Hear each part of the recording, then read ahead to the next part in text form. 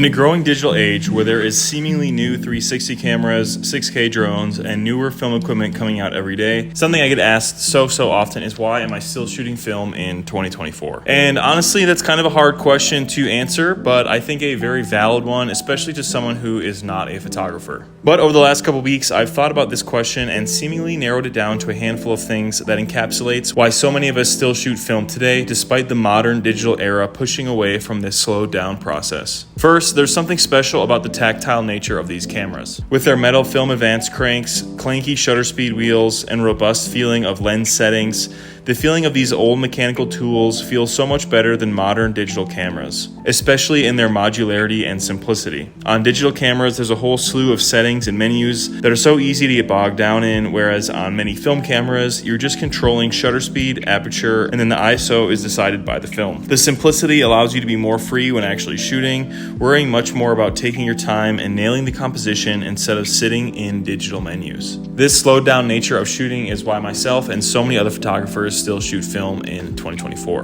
With digital cameras, it's easy to shoot away 30 photos of the exact same composition, whereas with film, due to the limited nature of the film rolls, you have to be precise and careful with each frame, seeing as you only get 24 or 36 exposures depending on the film stock. Because of this, I think you have to grow as a photographer to really nail your limited number of potential photos versus just shooting in bulk and editing down later. Which to me is another big reason why I like shooting film. Seeing as I have a background in videography, I really don't like to edit through a ton of digital photos, especially when I'm choosing between extremely similar frames. I don't know how or why, but it's just so mentally taxing and exhausting to go through multiple sets of the same photo to me.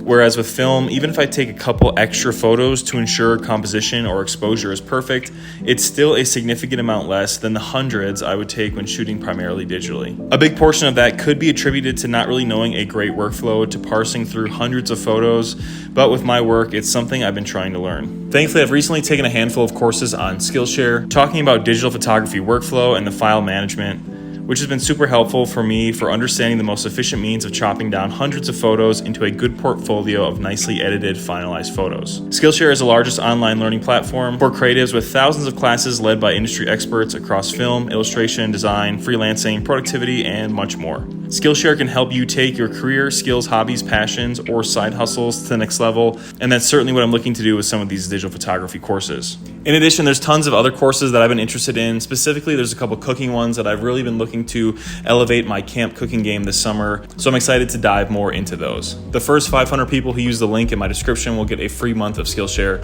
so get started today.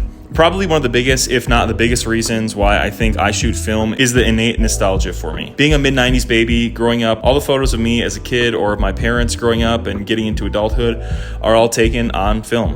Obviously, at this time, there was no other option of photography, so nearly every photo taken before the turn of the century was shot on 35mm or 120 film. Whether it be historical events, family portraits, newspapers, etc., it was all shot on film. Because of this, when I look back at my childhood photos or photos of my grandparents, raising my parents, etc., there's this certain look that embodies these memories.